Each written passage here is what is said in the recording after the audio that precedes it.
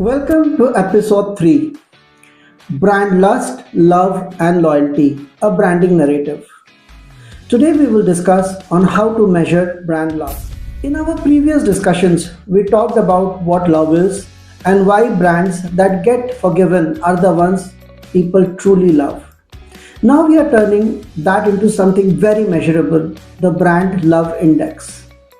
Psychologists tell us love isn't a single feeling. It is a combination of three forces: passion, intimacy, and commitment. We discussed at length about that in our last episode. In your screen, there are three sets of questions that you need to put with your consumers. When I say three sets of questions, I mean there will be questions under passion, under intimacy, and under commitment.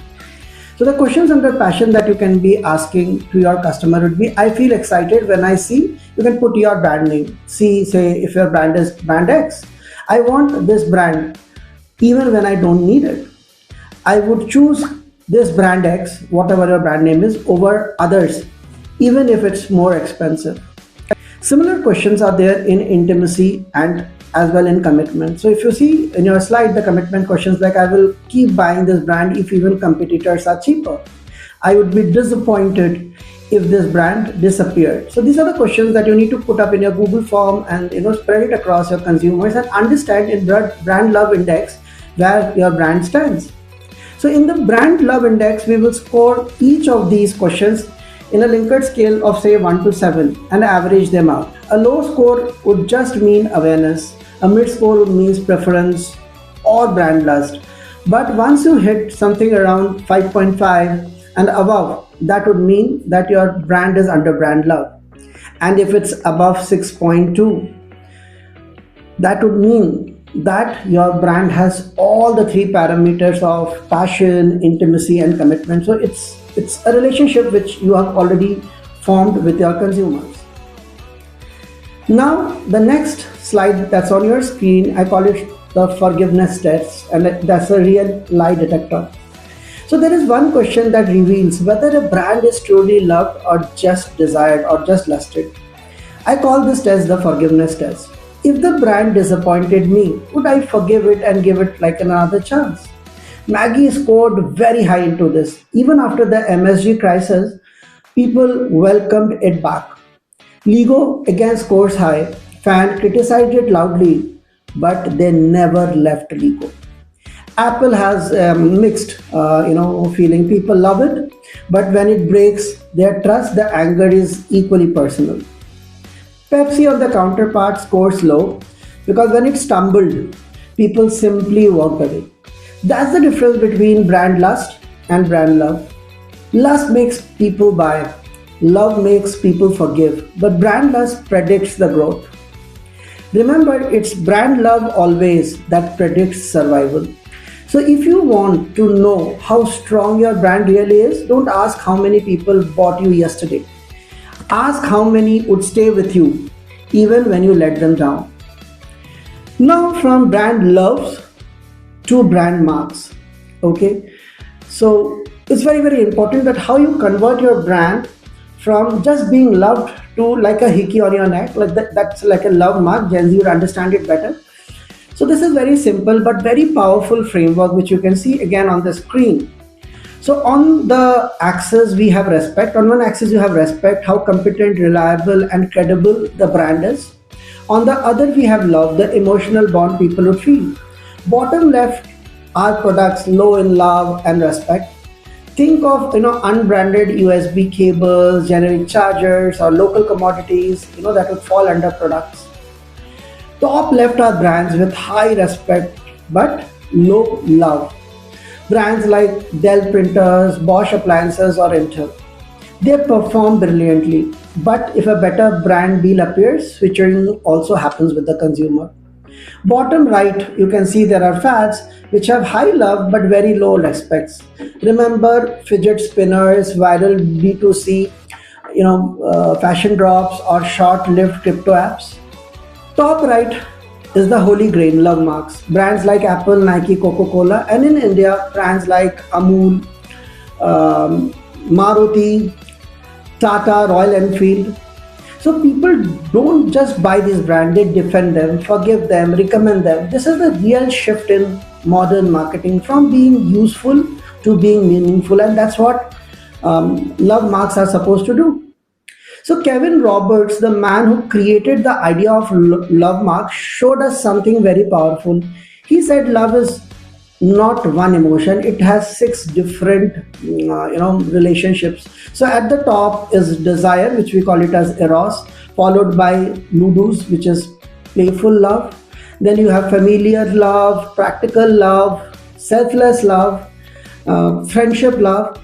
What you essentially need is to download this slide and go through and understand what each of these would mean.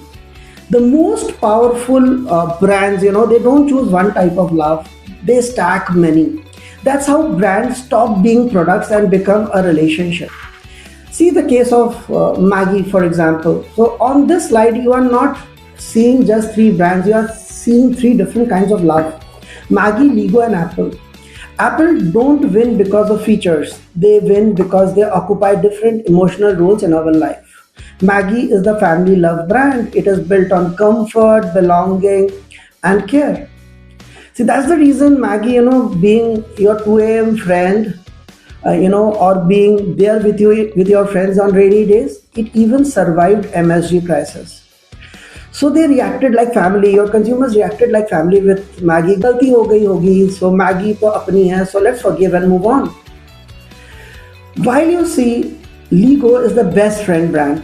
Its strongest currencies are play and community. Lego doesn't sell toys; it creates world, tribes, and shared imagination. Lego fans don't just consume; they participate. They build, modify, collect, and defend the brand online. While Apple is like the passionate spouse brand. Apple is driven by desire, okay, identity and belonging. People don't say I use an iPhone, they say I am an Apple person. Apple creates a lot of longing through design, scarcity, symbolism, and ecosystem lock-in. It doesn't just enter your pocket, it enters your identity. The problem when your brand becomes like a love mark, people treat you like a spouse, and while that's a power, that's a risk as well of becoming a love mark, because you can't forgive your spouse, and if a brand does such a mistake, you really can't forgive the brand. So basically the love mark insight would be: weak brand rely on emotional hook, strong brands combine 2 to 3 different forms of love, but love mark stacks 4 to 6 types of love to create deep emotional bonding. That's why love mark move beyond purchase and earn loyalty, forgiveness, and advocacy. That's high love and high respect. So on this slide, you can be seeing that how you have to convert your brand from brand to a love mark, what all you need to do. So your brand should not be promoting information, it should be selling relationships. It should not tell about statements, it should talk about a story of your consumer with you. It should not be professional with you, it should be very passionately creative. So this is very, very important. So love mark become iconic. Like Coca-Cola doesn't change taste, it refreshes memory. Brands are defined. Love marks are infused like Tata infused with trust across generation. Brand marks make statements. Love mark tells stories often wrapped in mystery. Think of Tesla for that matter. Brand talk about values, but love mark talk about spirits. Patagonia stands for the planet. Brands are professional, love marks are passionately created. Love marks are built by idea companies. That's the shift from being known to being felt. So let us just take an example of Bluey. So Bluey is from children's show to love mark. How did it become a love mark? Bluey isn't just a cartoon, it's a love brand, and it's fast growing a love mark. At the surface, Bluey is a preschool animated show, but emotionally it's a mirror of modern family life. What makes Bluey a love mark is an emotional truth. It doesn't talk down to children or perform for parents. It tells small human stories, patience, imaginations, failure, kindness through everyday moments. Parents don't just let their kids watch Bluey, they will sit with them and watch Bluey. This is what makes a brand from a love brand to a love mark. Okay, Bluey builds through empathy. The character feels so real. Brandit isn't a perfect dad. Chili isn't a stereotype mom. They have flaws, they are tired, they are playful, just like our real parents. Blue is now crossing into becoming a love mark brand than just being grounded at the show. And the show, in fact, becomes part of family memories, not just a screen time. It is no longer content, it is shared emotional experience. That's the difference what love mark is supposed to do. Remember, love marks are always remembered and cherished, and Bluey is always being remembered. So, over the last three episodes on brand lust, love, and loyalty, we have learned a lot of comfortable and non comfortable things. We learned most brands don't want love, they always seek for attention. They build lust through beauty, hype, drops, and desire. But remember, lust fades. It's only real love that stays through intimacy, commitment, and care. So, if you want to move your brand from lust to love, stop asking, how do I look cooler? How do my brand looks cooler? And start asking questions like, will my brand make people feel safe? Will it extend the identity? Like, say, if I'm using an apple, will it extend my identity of who Professor Sumanjit is? Because brands that make you feel safe or who you are will be the brands which will first be forgiven, will be the ones who will be loved, and will be the ones who will create a love mark. They will always be defended, they will always be remembered, and that is not marketing, that's relationship. In our next episode, we are going to go one level deeper, from love to loyalty. So we did love, we did lust, now we move on to loyalty. Because not all love makes people stay, but the kind that does is worth billions. Today's discussion will be available, in YouTube for you to save it, see it later. At the same time, the slides of our discussion will be available in the website www.markazin.in. Download the same for your reference. Namaste.